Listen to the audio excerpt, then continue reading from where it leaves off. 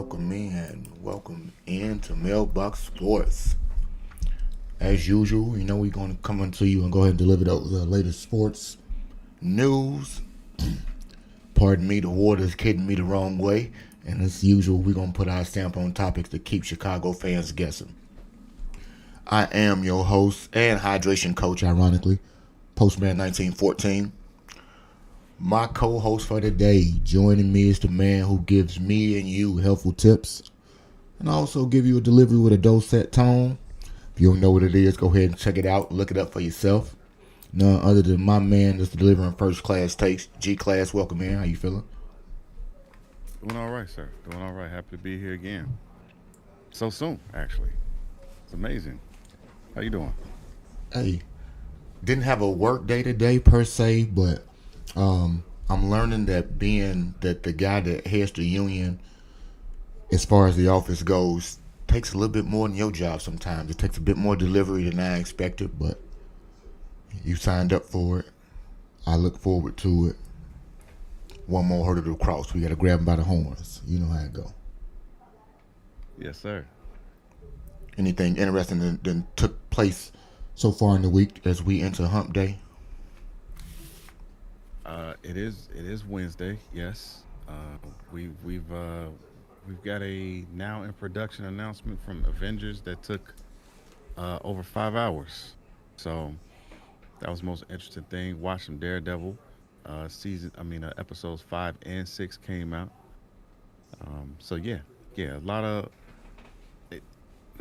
A lot of small things as far as the world, but it just depends on the size of your world. So I was going to say sometimes that 1,000-piece puzzle is just as complex as that 300-piece, depending on if you got any type of, wherewithal for what the puzzle is. So if I see it through your lens, maybe a typical day. If I saw your day through my lens, it may be like, damn, I don't know how the man do it because I ain't got it in me. But nevertheless, we get to find out how it go on both sides. Today, man, to start it off for us, it's not necessarily going to be sports related. I'm a YouTube and an IG type of rabbit holer, and every now and again, dark humor and crass humor is the thing that finds me, because usually I look for it. So today, before we get to talking about craziness in sports, we're going to have a little bit of a math problem out here in the streets. See if anybody's ever seen the skit and see if we can solve it together. So we're going to switch on over real fast to a wonderful screen that gives us the opportunity to hit the screens, see some things. Alrighty. Where we at? Here we go. Johnny, Yeah, Teach? there are 3 ducks on a fence, and if you shoot one with a shotgun, how many ducks are left? Well, Teach, if I shoot one of them with a shotgun, the loud noise is going to make them all fly off. Oh no, there'll be 2 ducks left if you shoot them with a shotgun, but I like the way you're thinking. Well, Teach, I've got a question for you. There are 3 women coming out of an ice cream parlor. One is biting her ice cream cone, one is licking it, and one is sucking on it. Which one is married? Oh gee, Johnny, I'm the one sucking on the ice cream? No, Teach, the one with the wedding ring on her finger. But I like the way you're thinking. Of course you do. Now, if I can say anything, I got to say that my boy Johnny is student of the year. Personally, in my class, I'm gonna grade you on life skills, even no matter what the subject I teach. And the way in which he broke that down to her, since she tried to break him down, because he gave a logical answer. Now, I know it wasn't the mathematical answer she wanted, but dead ass, if you shoot one of those birds, the rest of them flying away. He gave you real life. He applied it to how things are going to go in his real life, and she tried to clown him. So kudos to being able to prove your theory, Johnny, and common sense go a long way. The chick with the damn wedding ring is out here. Dirty-minded teacher, but I'm a dirty-minded guy. Figured I'd share a little bit of my dirty humor with me and Johnny teaching the teacher a little bit of life about life and out there. Nonetheless, today, because I am kind of surprised and taken aback to say it at the same time. Last week, my job had what we call a postal inspection. So a postal inspection could be good, could be bad, but it's always done by outsiders. And so in that regard, it makes it a bit uncomfortable or a bit different, to say the least. Today, for me, in the stream, it's going to be a bit different because I have been for the last, let's say 6 years, just to be nice, apathetic when it comes to the mention of the Chicago Bulls. Nothing good to talk about. Nothing to get me upset. Nothing to have me feel one way or the other. But class, in the last, let me see. Let's go through and look through this. The last 10 games. What do you think? What do you think the wonderful Bulls stand in the last 10 games of their record? What's their record in the last 10? You think? Well, because I do the research. 8-2, sir. So, tell me at what point did you think the Bulls will have the second best winning streak in the league, and it not be game 2 of the season at best? Because I had them for 0. Well, honestly, the Bulls have that kind of potential. I think they've shown that they have that kind of talent.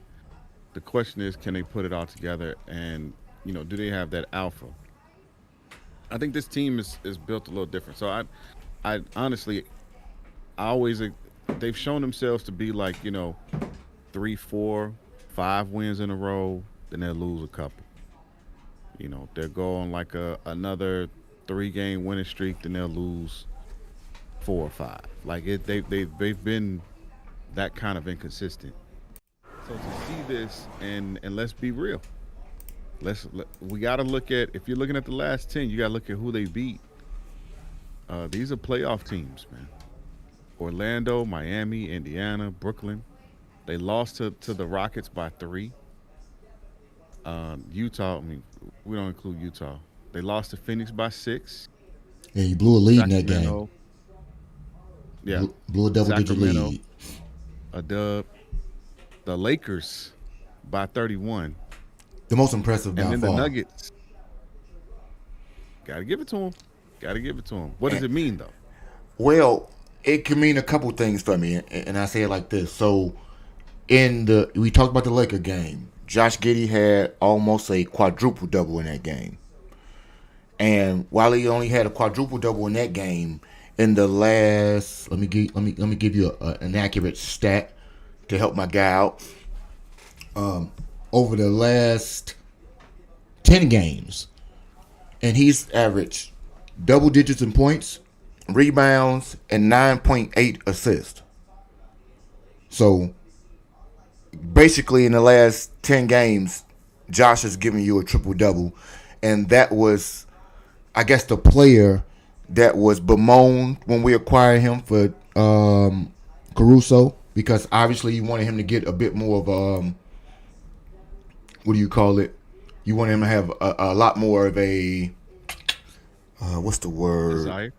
Yeah, well, a desire to play defense, but you wanted the Bulls to be able to pilfer a lot more draft picks from the Thunder.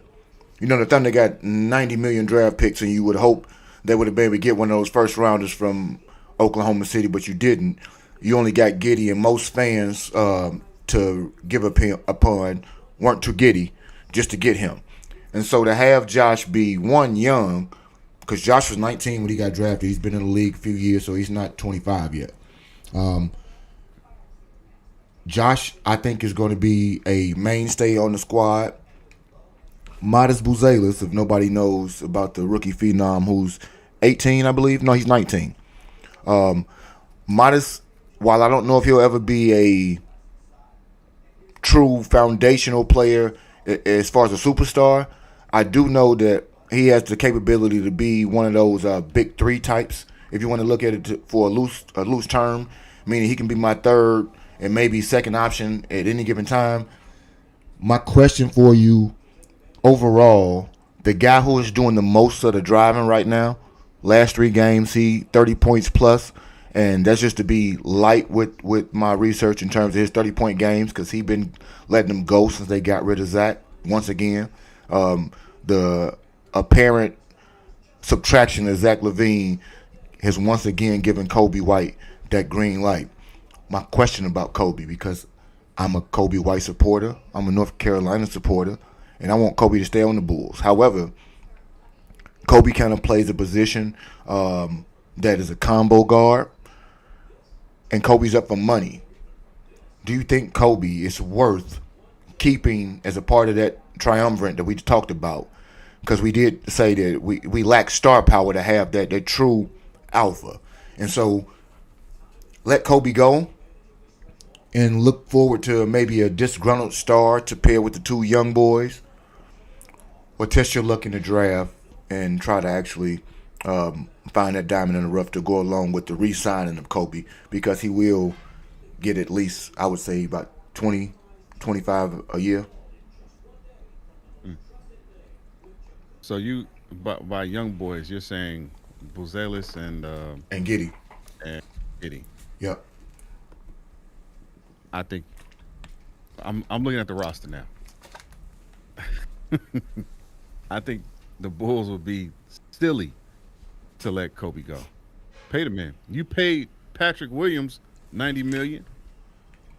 Disrespect. Oh, You paid Patrick Williams, Thank but you. you're not gonna pay Kobe White, who's actually produced, like legitimately producing, overproduced. basis in this league. Thank you. Time and time and time and time again. And it's giving you multiple seasons of sample sizes. Last year when Zach was hurt, this year when Zach was traded. The man has shown you, put the ball in his hands, and he can put it in the bucket. And so I'm of the mindset that it was almost foolish to maybe keep Lonzo. And I say that because Josh is your point guard. And unless Lonzo is able to accept the backup role these days, which saves his body and gives our second unit a larger foundation, because I do like his acumen. I like a lot of things about Lonzo. I just don't want the guard rotation to be confounded to a point where they think we got too many of them and Kobe has to be the odd man out, because I'm dumbfounded why the most productive guy has to be the guy that leaves. Like, makes very little sense to me whatsoever. If I'm not mistaken, the Bulls drafted Kobe White. Yes, 7th overall. So to pay him and keep him shows not only the team, but the league that you're willing to grow this thing, kind of like OKC, or like we thought, the Denver Nuggets. That's what you brought these guys out here for, to do this. And take care of your players at the same Fortunately, time. Yeah. Somehow this is kind of worked out, addition by subtraction. Now, I've always had this feeling that they were going to have to do that anyway, because Levine and especially DeRozan, they're like tractor beams, like you know how the planet has a natural magnetic force to it. That's what happens when they get the ball. The ball doesn't just leave them. So we need to ship them out a long time ago, and let's see what you got with these young fellas. But for whatever reason, I guess the Bulls were scared of that, or maybe they were worried about ticket sales. But to me, this makes sense. It's a little late, but it works. You just look at Kobe's production in the 6 years he's been here. He started off with a fantastic, in my opinion, fantastic rookie campaign. Mm-hmm. He's averaging 13-3, went to 15-5. Went down in 2021, went down again in 2022. But he burst back on the scene when he came back. 79 games, 20 points a game, 5 assists, about close to 5 rebounds if we round it up. And this year, 20 points legitimate, 20.3 points, 4.5 assists, 3.5 rebounds, and a solid steal a game. And finish And you're second. gonna let this guy go? Like Finished is second last homegrown. year, bro. Second in MIP voting, most improved, and he got robbed last year. To be honest, second and most I agree. improved. Yeah, So I agree. the fact that he has done nothing, even in bad years, nothing but progress in terms of opportunities or PERs they would call it for them. And when he got the minutes, he give you way more productive and influential points than the guys we just talked about because his points are resulting in wins. And while I'm not necessarily a fan of the Bulls getting the steam they getting, you can actually be a 7 seed. If my math is math in the right way, they can be a 7 seed if all things go well, meaning you get a home playoff game in the play-in. And if you win as a 7 or 8 seed, or no, I think the 7 seed, if you win your first game, you guaranteed to be in the playoffs. The losing team, the 9 and 10, I believe, are the teams that's out there struggling to get afloat. The other ones are a bit more secure with wins. If you can play at home and beat a higher seed, to play against the 10 seed, and a lot of teams that's vying around the same area you are kind of injured, for lack of a better term, I think it gives you way more of an opportunity to make noise, and it gives you total opportunity to have to go ahead and think twice about keeping Kobe, because I don't think there is a replacement level player. Nonetheless, when we speak of that, we move into the next topic of replacement players. Before we get there, anybody that is on YouTube, like, share, and subscribe to the page. I appreciate you being here.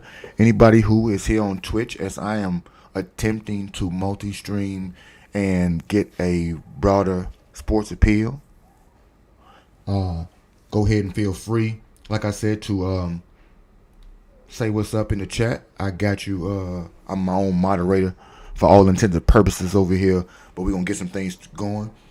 Like I spoke on, we talked about replacement players. The Bears, while they have made several strides into the upgrades of things that we actually need to be successful, you obviously have the fan that wants things to be what I would say perfect. You don't want good players on your team when you think you're on the scent. You want everybody to be great. And so there are rumblings aplenty about a lot of players being replaced.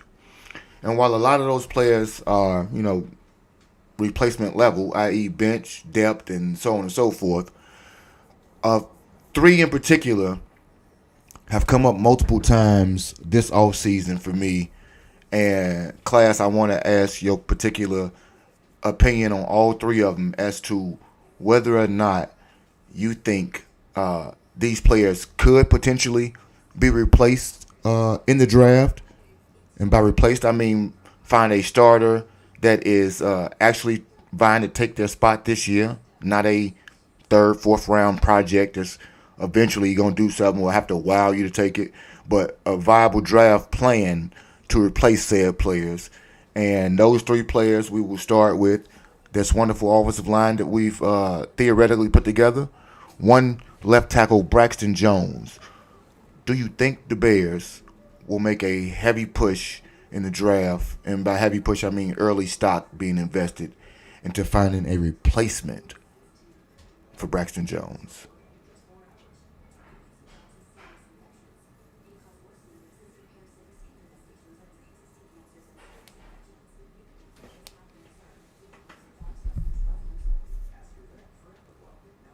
I think the Bears are looking for depth. So whatever position they're looking at best available, and they're looking at depth.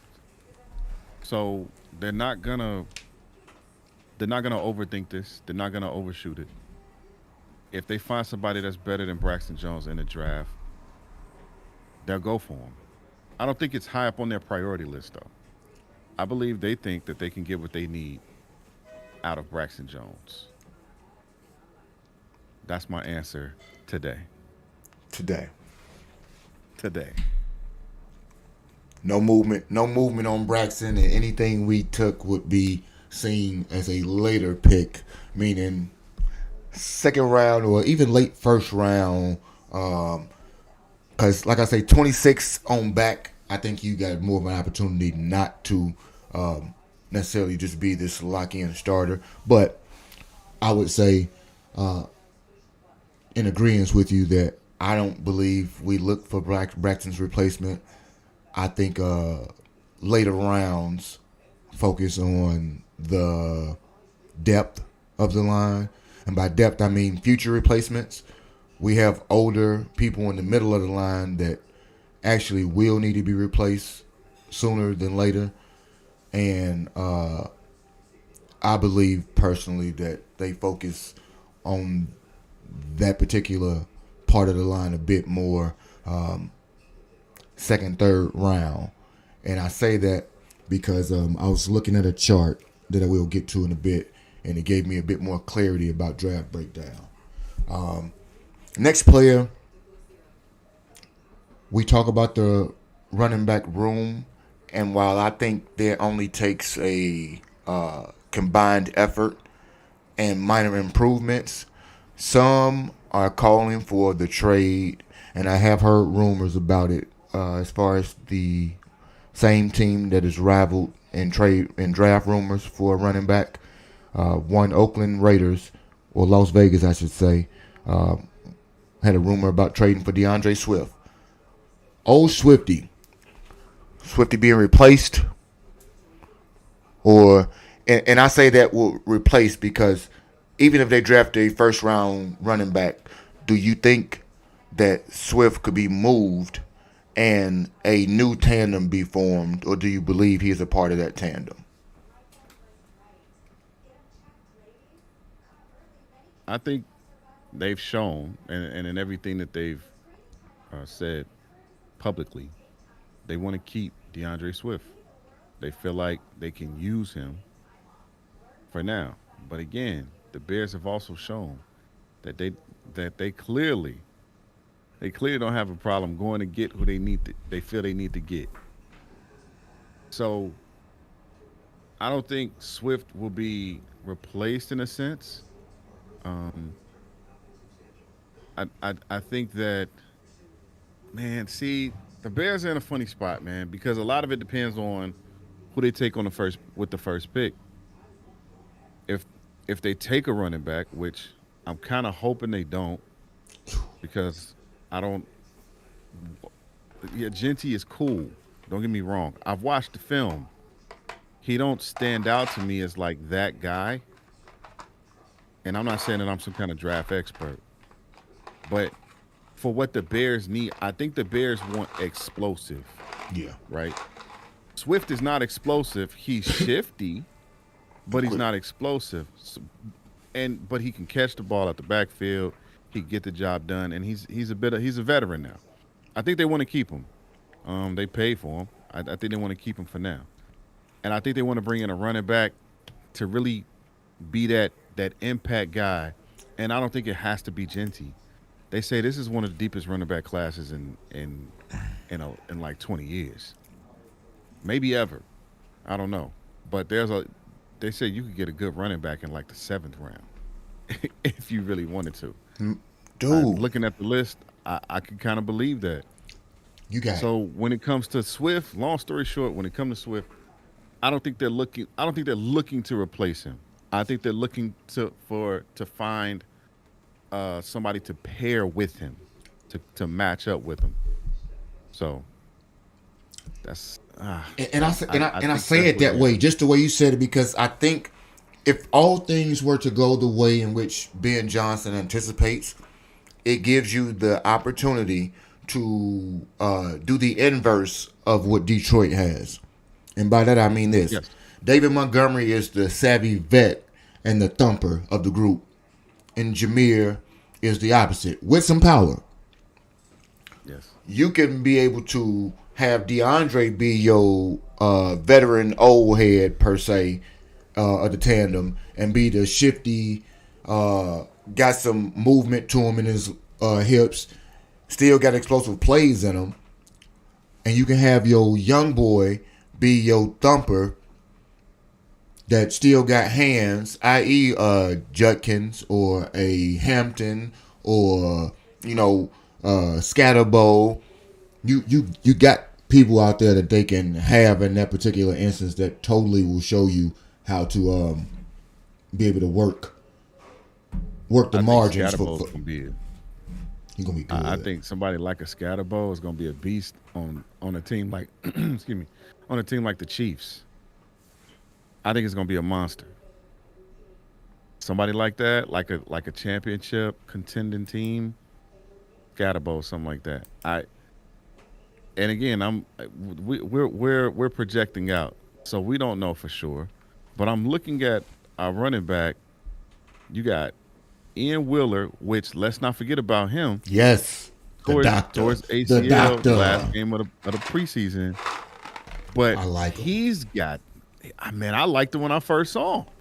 Right, for anybody. I mean, of course for our Bears fans, who I know y'all watched Hard Knocks, baby. Knocks, so I already know. But we still got him on the roster. Let's see what he got. I think he's gonna get a shot. You still got you picked up Travis Homer. Interesting. I think Roschon Johnson is your odd man out. I do, but I also think that camp gives me hope that people who are not used properly could be used properly, and it gives me just a salvo that maybe when we think they're zigging, they actually zagging because they might take that third round running back or something like that, because I have been looking obsessively over trading back. I want to trade back, and one of the things depends on who wants to trade with you, though. Well, that's what you talked to. That's why I brought it up. So I've been looking at the point system in terms of some of these things. 430 points is what the Bears would acquire or require in draft equity to have a equal level from 17 on back. Meaning the 17th pick is that 430, and everybody after that adds like 5 or 10 points in value that you have to give up to quote unquote make up what they evaluate each particular draft position at. So if 400 points from the range of which they talk about the teams that we can trade with, 17 on back, those points would fetch us a second or a mid third round pick, no later than a middle round third pick, just by trading one of those teams who want to come up, and that's contingent upon where they want to come up from. So 17, at 17, the Bengals are 17. If they want to come up, they got to give us at least, based on the point systems, third round of this year that will have to have another draft pick attached next year, whatever round it is. It'll be later, obviously, but it'll be a third and something next year, or it'll be a third and something later this year, or it'll be their second. And so with all of those teams behind, a guy like a Josh Connerly, the old tackle, like I said, from Ohio State, Quinshawn Omarion Hampton, Judkins from UNC. Still, if we talk about him, if you talk about a later round pick like a 26 or something to that degree, you have the opportunity to pick up one of those players we talk about, or totally do what you should do, which is focus in heavily on your defense with your first few picks, if you ask me. Because in this trade that I present, where you move back, you're acquiring at least another second or third round pick. You can take your first and your second and go get you a tackle and an end, because the ends are supposed to be as deep as the running backs in this draft. I want you to go get as many dogs as you can, but you need somebody in the middle that's going to be able to take over for Grady Jarrett later on, because we talk about that replacement player, and we need that player sooner than later, just like we need him on the guard side. But on the defensive side, you can draft a player early only because even if he's not set to be what we classify as a starter, he's still going to be classified to get reps and be in the rotation. A offensive lineman that early as a future dog on the line won't be getting his playing don't have time to this year. start. Yeah, he won't, and he won't unless it's injury that happens. He won't be playing. Not to mention, you still got Karan Amagaji and others with Dan Rauscher to possibly see what they have. You did pay another guard that's a bit younger, and maybe he got arthritis in that shoulder, and he got to be the odd man out, Mr. Bates, or maybe they figured that problem out, and as a depth piece, you are even more valuable like you were in Buffalo. What I'm just proposing is that your defensive players or whatever player you would draft minus the offensive line, that player would have instant impact on your team because they're going to be in a rotation or they're going to get playing time to start, whereas that old lineman will not. So him specifically for me, he's a second or a third round pick, and I say multiple times I can draft those and kind of let them come along with Karan, and my second cycle of young players can still be there with my tackles possibly being my linchpin on the right side. And if Karan is going to be a replacement for Braxton at one point, so be it. Or if he's going to move on the inside and be that guard, we know it. But we do know this for that to lean back into whatever it is that you want to finish up with, is that when you go get whatever guards you get to replace somebody, you don't have to get them in the early round. And the evidence in that is the most coveted right guard this year was Trey Smith. Trey Smith was not drafted in the first or second round to replace Joe Thuney at any time. He was drafted in the third. And so while they made it a high priority because the third round pick is still a day 2 pick, they didn't make it their first priority. They drafted Karlaftis and the defenders that get after people. Mm-hmm. And they still bought in depth pieces for that line to have the next piece per se, or at least to have the next person that they think can be that next piece. They're not afraid to shuffle them in and shuffle them out. They're not afraid to acquire them. And I think you got to use all your draft capital by the most wise way possible, and that's to acquire more draft picks to throw at this, because you can keep on loading up them lines and doing what you got to do about it. But so looking at the roster, so you're saying that the Bears, this is what I'm assuming that you're saying. You're saying the Bears can find Braxton Jones an upgrade at that position, left tackle, even though they drafted Karan. You're saying that they can find a better player in later rounds? Is that the thought? No, my thought of finding the later round player is not for Braxton at all. It's Joe is 32. Jonah is 28. They have to be replaced at some point. If I have Joe for the last 2 good years that he has in him, he has to be replaced. Is Karan your left guard of the future? Or is he your left tackle? I'm not sure what Karan Amagaji is or if he's on the team moving forward. But if he is or if it isn't, he's a youthful piece. You need 5 guys to play that line, and you can find whatever you're looking for the future in the later rounds. Or whether it be your eventual, I'm not going to pay Braxton top dollar to stay money and somebody going to slide, or Joe is at his last leg and it's time for him to be replaced, or whomever it is the weak link or the person that'll be out first. I want the replacement for that person. So you can give me a Savia Nair, you can give me a Connerly, you can give me the Banks Juniors.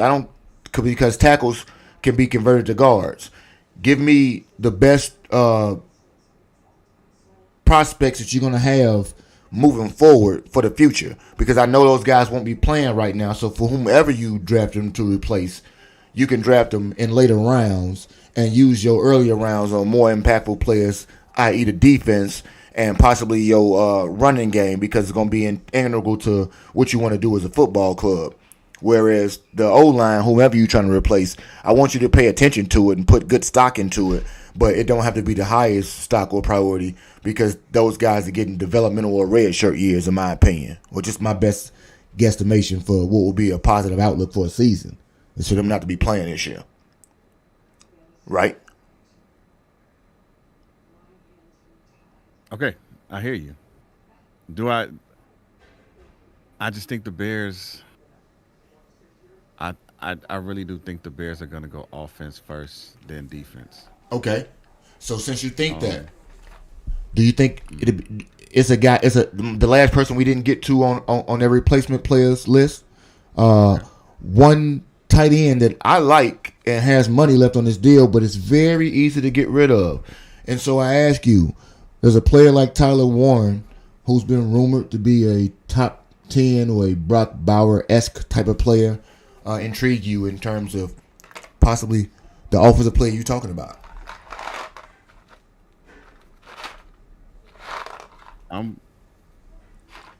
I think the Bears are good where they are. Okay. I believe that let me be clear. I think the Bears believe they are good where they are. So I'm looking at the depth chart. You got Cole. That's been your starter for what, the last 3 years, I want to say. coming up on 4 years. Mm-hmm. You got Durham Smythe, which they picked up. Clearly, they have plans for him. That's why they picked him up. But then I'm seeing some other names on here: Stephen Carlson, Joel Wilson, Jordan Murray. I get it. Best player available. If Tyler Warren is available, do the Bears take him? Well, I think Tyler Warren may be available, but I don't think that they go. I think they go running back over tight end. I think they feel good about Cole, and I feel good about Cole. Man, I don't think Cole didn't even play as much as he played the year before. Justin's last year, he put up decent numbers, but I truly think that Ben can get much more out of him. And I think I think they're thinking the same thing too. So I don't know. Tight end for me, that's not the position. It's running back. Oh, it's running back. If you feel good about a running back, they're gonna take him. But I think they're gonna go. I think they're gonna go line. And I could be wrong, of course. But I think they're gonna go line on either offensive or defensive. I don't think they're gonna go tight end. I don't think they're gonna go wide receiver. I don't think they're gonna go running back with that first one, and everything else moves from there. Now, maybe they can use that thought, put that out there and be like, hey, if Tyler Warren is available, yeah, you come on up and get him. Yeah, we'll trade back with you. And then in that case, see that's where things kind of open up. People like a Tyler Warren or just looking at the mocks. I'm seeing Ashton Genty going after 10. I'm seeing Tyler Warren. I'm seeing maybe you want Amarian Hampton. Maybe you want what's my man's name? Armand Membo. Armand. Maybe I've heard a lot of things about Armand Membo, and the one thing I've heard about Armand right now is that nobody has found any tape of him playing left tackle ever. Right. And offensive linemen say that of all positions to flip, if you have never played the other tackle position, you should never play the other tackle position. And they didn't say you had to do it in college. They say even if you did it in high school, it'd be fine. But if you've never played the other tackle position, it wouldn't be wise to draft a dude top 5 to flip him to the left side because he's not replacing Darnell Jones. Darnell Jones. What I'm talking about. I just left my baby girl a message. Oh, not talking about you, Darnell. My bad. Yeah. I wouldn't see that particular person because I did like Membu a lot. And he's rising up draft boards because his tape matches his combine work. Like I said, a lot of the people that I've listened to recently that have played offensive line and evaluate O-linemen say that guards, you can switch and flip like that. It might be interchangeable. If you've not played both tackle positions ever, it may be an undertaking. Not to say it's impossible, but it's something that will be somewhat eccentric to start doing, first ever in the NFL. For me, I would only be totally upset with the Bears if you drafted an offensive player in the top 10. And while I say upset, I would be accepting of it, obviously, because, like you said, if you covet something and you know what you want, by all means, go out and get it. Just don't be wrong. But just like I tell people, two things can be true.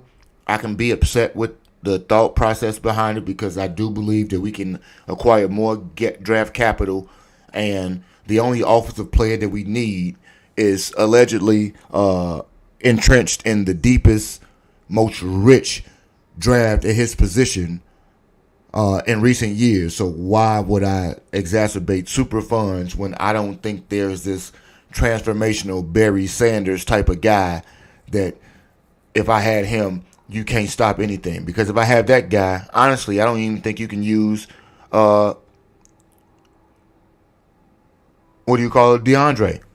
And I say that because as much as I like the tandem of old Sonic and Knuckles, we saw last year when Montgomery went out for 5 games, Sonic took off. Who Jameer Sonic really took off. And he's being handicapped by David Montgomery, but it's to the benefit of the team. I think it's to his benefit too. Well, I mean, it preserves his body and everything like that. So it's never. That's why he was so fresh at the end of the year. And that's cool. But it's like when you see what somebody could do, it's like, damn. Just imagine, coaches don't start to always think about preserving their players. They start thinking about, man, I can do 120 in this car right here. So why I'm gonna do 105 when I can do this 120 all the time? They gonna. Some people try to get them carries out of you, them 350s and everything. Now I don't know Ben, and I think Ben is different because Ben is a person. He says no block, no rock. So that's why I get nervous with Cole. Cole, last year you had your worst year blocking. Now I'm gonna say all of that was. I'm going to give y'all too much of a pass and say that the locker room was not in a place to have y'all giving y'all best effort, even though you bastards get paid to do so. But now you can get everybody's allegedly got what they want, i.e., especially a quarterback. You got the elixir for all ills and things that ail the team. I need to see that the plan is put together in the best possible way, where it's like a meal, and while you don't understand the dressing and the way in which they put it on the plate, this is the Bears' opportunity right now to garnish that plate in a way that tells me this meal was made at a Michelin star restaurant, and they're going to have me giddy about the future in itself. Like, right now we got optimism and hope. Those players, I think, give us the final pieces to give you a insight into what players Ben actually likes, because it's the first time he gets to go like really hand select them from the ground up, not even people he just worked with before. Because like you said, we got players that he's had on his team before and they know what to expect of him, but we don't know what he expects of them just yet because he's not been a head coach. And so these particular draft picks give me total opportunity and the look in to see how Ben will, grow into the role of being head chef. And I want to see what groceries he shop for, because I'm interested in being a critique, good or bad. We're going to have our dearth about what should happen, shouldn't happen, because I already got my preconceived notions. Those things going to manifest themselves sooner than later in my own draft scenarios, where I'm going to pick me some names out of a hat in those 17 to 32 draft positions.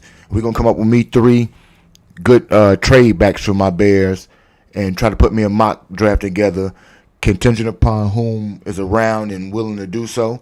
We all going to put our favorite mocks out, because I have seen enough mocks to knock my socks off. However, if I was a GM for a day, I want to be able to get one of those things in there, G. You see what I'm saying? Everybody do it. I want to do it too. Okay, that's fair. So, last thing for us to wrap it on up, man. Typically, what we would do here on the section, and I do have visuals coming soon. We got a segment called the pit, and in the pit, that male pit can be things that maybe someone threw away, a player, a coach, a system that you want to bring back, and it was overlooked, or if it's something you despise so damn much that this person, this team, this mascot has pissed you off so much, then you can kick it down the pit. I want to kick something metaphorical down the pit. And that metaphorical kicking for me is the ACL tear. I am over the moon disappointed in the fact that a young lady will not get to pursue the full range of her career and exercise all her earning opportunities. And by that young lady, I mean Juju Watkins. Because and my cousin at some point will get on this wonderful pod here and talk about the WNBA because he knows it a lot more than I do. But apparently, her draft status was affected by this ACL tear, much like Paige Buckers was. And by affected, I mean delayed, and when she can enter the WNBA. I'm not totally aware of all of the ins and outs to that, but to have a life-altering injury, because it is a life-altering injury, because some people don't ever recover from them. See Derrick Rose in terms of being the person you were. And not only will she not be able to do that, she has to go through rehab. You got to do all the things to get back to the court to hopefully be the person that you were on the court before injury. And now your professional career has to be stunted due to whatever collective bargaining rules have been made with the WNBA and the NCAA for women's collegiate athletics. So, to the rules and to ACL tears, I kick you bitches down the pit straight through the middle, and I hope nobody ever touches your hands so that you don't get to come back up, because that's real fucked up. It ain't the only ACL tear I've seen in the recent weeks. And shout out to Dame, too, for deep vein thrombosis. But the young lady is at a juxtaposition in her career where she is just starting some things out. So while I have sympathy for those guys like Dame, I want his life-threatening situation to be better. He has some of the funds to be able to try to go at it aggressively. And I know she has a bit of money, but in terms of potential, she's been chopped short. G, you got something you want to pull out of the pit, or you got anybody you want to throw in there before we clock out? Okay. So sorry, man. So the pit, the idea behind the pit is something you want to get rid of or something you want to keep. Well, you know, sometimes you ever threw something away mistakenly? Yeah. Okay, and sometimes you want to retrieve those items. And so while most times everything has total vitriol and we kicked it down the pit, sometimes when you was around the edges of that thing, maybe you kicked your wallet down and you want that thing back. You wasn't trying to let it go down there, but she grabbed onto you when you was kicking somebody down the pit, you know? So there may be something that's around in that thing that you never got to it. And we got that because in the male profession, we have what we call a UBBM cage. And that cage is supposed to be for male refuse, things you don't want anymore. However, when they have postal inspections, as we talked about the route inspection, sometimes they find male pieces in those bins that people mistakenly threw away that had real value.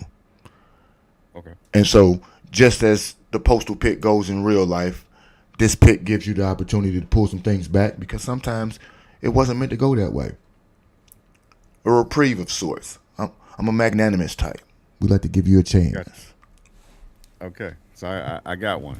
I mean, I had one before, but now that I understand better, like what this segment is, I wanna pull out the pit, the Chicago Bulls season.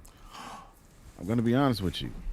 Coming in, I hadn't watched the game in 2 years, not a full game, and I was a bit disenfranchised with the team, more so with the organization. I was not a fan of the moves. I felt like they had, 10 guards, and they were paying the wrong people, and they refused to get rid of other people who they knew weren't part of the future. It didn't make any sense to me. Um, but not just these 10 games. I'm gonna be honest. It's Kobe White, man. Kobe White, with all of this doubt surrounding him, with all of this, oh, he's not the guy. He ain't the one. They went and got Lonzo. They went and they got Levine, and that's their, that's their bread and butter. Like that, we want that. And then you got like Kobe White has survived it all, man, and he's grown from it. I think it's gonna sound weird. Like I don't know how much better he can get, but he's showing you that he can get better. You give him the time and the opportunity, and he's become, like, in my opinion, a cornerstone for this team. Right. He's become a cornerstone. And so, with all that being said, seeing what the Bulls are, like, slowly growing to become, which is rare, right? We don't view Oklahoma City, we don't view Denver as, like, people who grew, right? But they literally grew. Jokic was not a high draft pick. Neither was Shea. And then Shea started on the Clippers, and they just traded him like, no, you're not a part of our future. And look at what he's become with that opportunity. I'm not saying Kobe's in that same spot, but what I am saying is that he's gotten this opportunity, and he's shown who he is and what he can do, and the team is better for it. And this season has been redeemed, in my opinion, because I had threw it away. So I'm gonna pull the Bulls on out the pit. I'm pulling this season on out. This season means something now. I would rather, and I didn't get a chance to say this, but I would rather the Bulls make it to the play-in and then lose. That way, they'll be in a lottery, and then we'll see what we can get out of that. But great job, Chicago, and keep going, man, for real. Basically, and by and large, that's exactly how we're gonna have to get it. Nonetheless, we talk about flying the plane, and what we're gonna put down the pit for me last but not least is multi-streaming. So today I took a trip into the opportunity to stream on both Twitch and YouTube, and what I'm learning is, while I'm not dropping frames, my bandwidth is not at all giving me anything I need to not have my stream be frozen. And I'm seeing it on both platforms in different ways, but I see it throughout. I can hear everything clearly, so it still gives me the opportunity to go ahead and drop some clippage, at least from the auditory side. So I'm happy and pleased for that one, because I did a whole episode one time and my mic was muted, bro. And so I'm moderating the entire time. I swear for Lord, I thought I was dropping hot fire like Dylan that day. And everybody in the stream is heard crystal clear except for me. And I was so fucking like, oh my God. And it was one of those things like, you didn't do a basic sound check. Not to mention, I have OBS and my screen is right in front of me. So if nobody knows about OBS out there, your microphones and everything, the levels are moving right in your face. So if you don't see it when you talking in this thing right here, it's like, bro, what are you doing? Nonetheless, this mic is giving me the best quality it could to save what I think is a insightful and informative episode for us. I want everybody to thank themselves, and I appreciate you for bearing with me today. Everybody deserves to be given a lot of credit for that right there. And clock out time has come and gone, but it is time to get the hell on out of here. I appreciate everybody coming through, hanging out as usual. If we are on the YouTube page, please hit that like button for your boy. Please, if you thought the episode was shitty and you want to give me your comments, go ahead and do so right underneath the live chat. And if you want to go ahead and give me some constructive criticism behind the scenes or a nice idea for an episode, how we give you the remix, go ahead and hit that email, Mailbox Sports, yahoo.com. Once again, that is Mailbox Sports at yahoo.com. Subscribe to the page, hit the email, fill me in on the details. I appreciate you once again, class, for vibing with your boy. We always got to get out there 808. Exactly. We got to get on out here on the 2.